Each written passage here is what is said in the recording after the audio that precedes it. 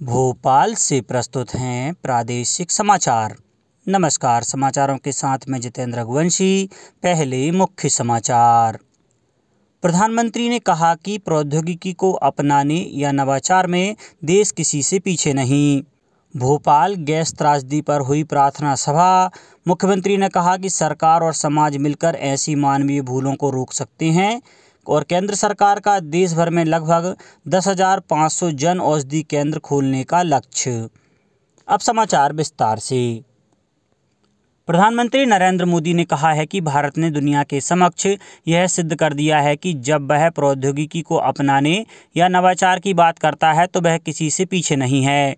उन्होंने कहा कि डिजिटल इंडिया के तहत परिवर्तनकारी पहलों ने शासन में लागू किए जाने वाले अभिनव फिनटेक समाधानों के द्वार खोल दिए हैं। प्रधानमंत्री ने कल वीडियो कॉन्फ्रेंस के माध्यम से वित्तीय प्रौद्योगिकी पर विचार नेतृत्व मंच इन्फिनिटी फोरम का उद्घाटन किया। इस कार्यक्रम की मेजबानी गुजरात अंतर्राष्ट्रीय वित्तीय प्रौद्योगिकी सिटी और ब्लूमबर्ग के सहयोग से अंतर्राष्ट्रीय वित्तीय सेवा केंद्रीय प्राधिकरण कर रहा है। भारत सरकार के तत्वाधान में हो रहे इस आयोजन की पहली कड़ी में इंडोनेशिया, दक्षिण अफ्रीका और ब्रिटेन साझेदार देश हैं। राज्यपाल श्री मंगूभाई पटेल ने कहा है कि चिकित्सा शिविर पीड़ित मानवता सेवा का यज्ञ है। इस यज्ञ में अपनी सेवा रूपी आहुति देने वाले सभी व्यक्ति पुण्य के पात्र हैं। उन्होंने कहा कि वंचितों और विपदाग्रस्त लोगों की मदद का आयोजन समाज सेवा की अनुपम और अनुकरणीय पहल है। राज्यपाल श्री पटेल कल स्वयं कैलाश प्रसून फाउंडेशन द्वारा आयोजित निःशुल्क चिकित्सा शिविर को संबोधित कर रहे थे। विधानसभा अध्यक्ष श्री गिरीश गौतम और चिकित्सा शिक्षा मंत्री श्री विश्वास सारंग भी मौजूद थे। राज्यपाल श्री पटेल ने शिविर आयोजन स्थल का भ्रमण किया और शिविर में आए लोगों से चर्चा की। राज्यपाल श्री मंगूभाई पटेल ने कहा कि चिकित्सा शिविर का आयोजन सराहनीय प्रयास है। उन्होंने शिविर आयोजन के लिए श्री विश्वास सारंग के प्रयासों की सराहना की। उन्होंने कहा कि समाज सेवी को सदैव जरूरतमंदों और वंचितों की मदद के लिए तत्पर रहना चाहिए। विधानसभा अध्यक्ष श्री गिरीश गौतम द्वारा विंध्य प्रदेश में शिविर आयोजित किए जाने का सुझाव इसी भावना को प्रदर्शित करता है। उन्होंने सारंग दंपति का स्मरण करते हुए कहा कि उनके सेवा पथ का उनकी संतान जिस समर्पण, संकल्प और सेवा भावना के साथ अनुसरण कर रही है, यह उनकी सेवा साधना का ही सफल है। उन्होंने कामना की कि कैलाश प्रसून फाउंडेशन वंचित वर्गों के कल्याण के कार्य करते हुए निरंतर प्रगति करेगा। भोपाल गैस त्रासदी की 37वीं बरसी पर कल बरकतुल्ला भवन में दिवंगत व्यक्तियों की स्मृति में सर्वधर्म प्रार्थना सभा आयोजित की गई। राज्यपाल मंगूभाई छगनभाई पटेल की उपस्थिति में दिवंगतों को सुबह 11:30 बजे श्रद्धांजलि दी गई। मुख्यमंत्री शिवराज सिंह चौहान ने गैस त्रासदी से दिवंगत हुए लोगों को श्रद्धांजलि देते हुए प्रभावित नागरिकों के प्रति संवेदना व्यक्त की। उन्होंने अपने ट्वीट में कहा कि भोपाल गैस त्रासदी में अनेक अमूल्य जिंदगियों को असमय खो दिया। उन्होंने कहा कि सरकार और समाज के संयुक्त प्रयासों से ऐसी मानवीय भूलों को रोका जा सकता है। कार्यक्रम में विभिन्न धर्माचार्यों द्वारा पाठ और दिवंगतों की स्मृति में 2 मिनट का मौन रखकर श्रद्धांजलि दी गई। इसके अलावा गैस पीड़ितों के लिए संघर्ष करने वाले विभिन्न संगठनों द्वारा भी विविध आयोजन किए गए। गृह मंत्री एवं इंदौर जिले के प्रभारी मंत्री डॉक्टर नरोत्तम मिश्रा एवं जल संसाधन मंत्री श्री तुलसीराम सिलावट ने नेहरू स्टेडियम से प्रधानमंत्री फसल बीमा योजना के लिए चलाए जा रहे जागरूकता रथ को हरी झंडी दिखाकर रवाना किया। मध्य प्रदेश सरकार द्वारा प्रधानमंत्री फसल बीमा योजना के क्रियान्वयन संबंधी अधिसूचना रबी 2021-22 मौसम के लिए जारी कर दी गई है।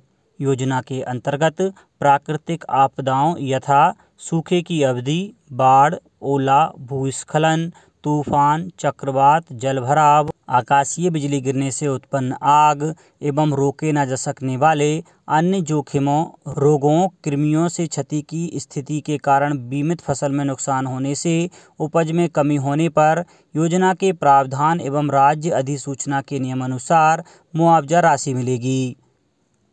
राष्ट्रपति रामनाथ कोविंद ने कल नई दिल्ली में अंतर्राष्ट्रीय दिव्यांग दिवस पर दिव्यांगजन के सशक्तिकरण की दिशा में उत्कृष्ट कार्य के लिए राष्ट्रीय पुरस्कार प्रदान किए।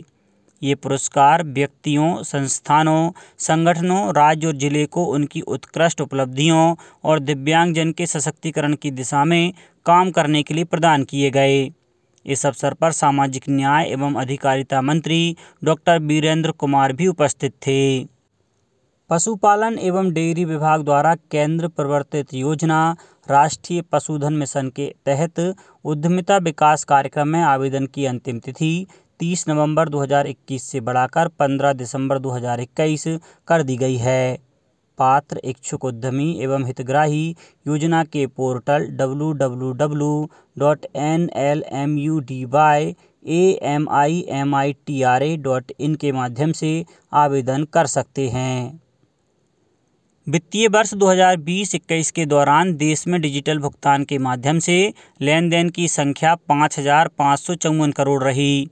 कल राज्यसभा में एक प्रश्न के उत्तर में इलेक्ट्रॉनिक्स और सूचना प्रौद्योगिकी राज्य मंत्री राजीव चंद्रशेखर ने बताया कि इस साल अक्टूबर में ही भीम यूपीआई ऐप के माध्यम से 421 करोड़ का लेन देन हुआ।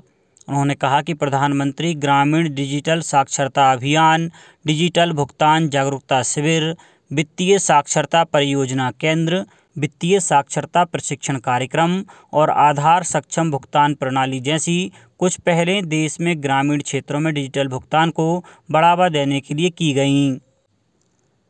स्कूल से निकलते ही विद्यार्थियों को आईटी के क्षेत्र में पारंगत बनाने की शुरुआत गुरुवार को इंदौर से हुई, जहां इन्फोसिस के साथ भोपाल, उज्जैन और इंदौर के 12 इंजीनियरिंग कॉलेज ने विज्ञान एवं प्रौद्योगिकी मंत्री श्री ओम प्रकाश सकलेचा की उपस्थिति में प्रौद्योगिकी के निःशुल्क आदान प्रदान के समझौता पत्र यानी MOU पर हस्ताक्षर किए।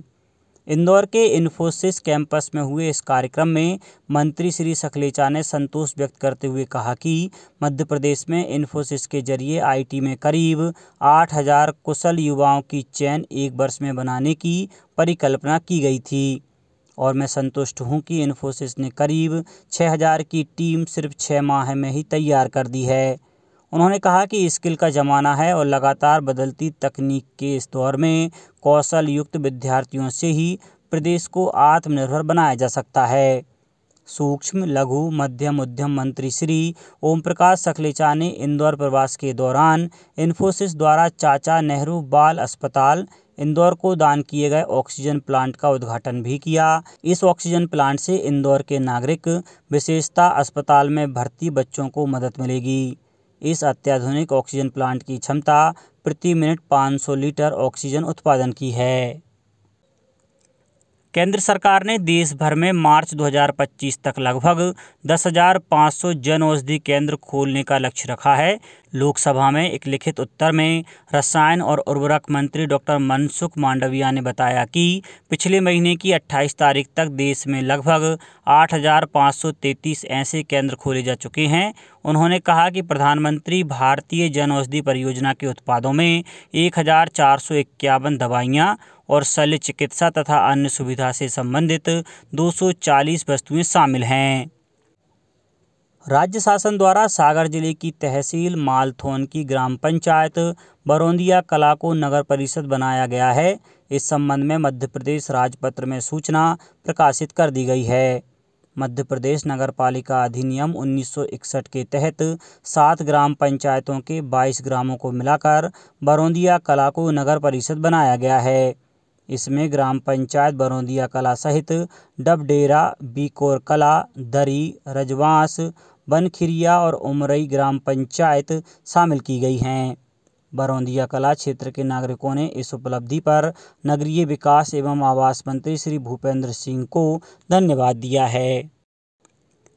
सरकार ने कहा है कि महिला आरक्षण विधेयक को संसद में पेश करने से पहले सभी राजनीतिक दलों के बीच सहमति बनाने की जरूरत है, क्योंकि यह संविधान में संशोधन का मामला है। कल लोकसभा में एक लिखित उत्तर में कानून और न्याय मंत्री किरेन रिजिजू ने कहा कि लैंगिक न्याय सरकार की प्रतिबद्धता है। उन्होंने कहा कि इससे पहले इस बारे में संसद में 3 विधेयक पेश किए गए जो किसी न किसी कारण से पारित नहीं हो पाए। केंद्रीय स्वास्थ्य मंत्री डॉक्टर मनसुख मांडविया ने इन आरोपों का खंडन किया है कि देश में कोविड की दूसरी लहर के दौरान ऑक्सीजन की कमी के कारण कई लोगों की जान चली गई थी। कल लोकसभा में प्रश्नकाल के दौरान श्री मांडविया ने बताया कि केंद्र के सवाल के जवाब में कई राज्य सरकारों ने कहा है कि ऑक्सीजन की कमी के कारण कोई मौत नहीं हुई है। अब कुछ समाचार संक्षेप में। राष्ट्रपति रामनाथ कोविंद ने कल राष्ट्रपति भवन में भारत के पहले राष्ट्रपति डॉक्टर राजेंद्र प्रसाद को उनकी जयंती पर श्रद्धांजलि दी। रतलाम में दुकानदार, व्यापारी एवं अन्य व्यवसाय चलाने वालों को अपने कोविड-19 का सर्टिफिकेट चस्पा करना अनिवार्य किया गया है। दिव्यांगजनों के पुनर्वास में इंदौर देश में आगे रहा है। इस उपलब्धि के लिए राष्ट्रपति रामनाथ कोविंद ने कल सांसद शंकर लालवानी को सम्मानित किया। खंडवा और विदिशा में विश्व विकलांग दिवस के अवसर पर विभिन्न कार्यक्रम आयोजित किए गए। होशंगाबाद में आदिवासियों की आजीविका बढ़ाने के लिए ग्रीन इंडिया मिशन के तहत एक सम्मेलन आयोजित कर महुआ संग्रहण नेट का वितरण किया गया। और भोपाल के जनजातीय संग्रहालय में गोंड समुदाय के चित्रकार मंगरू उइके के चित्रों की प्रदर्शनी आज से 30 दिसंबर तक आयोजित की जाएगी। अंत में मुख्य समाचार एक बार फिर। प्रधानमंत्री ने कहा कि प्रौद्योगिकी को अपनाने या नवाचार में देश किसी से पीछे नहीं। भोपाल गैस त्रासदी पर हुई प्रार्थना सभा। मुख्यमंत्री ने कहा कि सरकार और समाज मिलकर ऐसी मानवीय भूलों को रोक सकते हैं। और केंद्र सरकार का देश भर में लगभग 10,500 जन औषधि केंद्र खोलने का लक्ष्य। इस बुलेटिन में इतना ही। घर पर रहिए, सुरक्षित रहिए और सुनते रहिए प्रादेशिक समाचार। नमस्कार।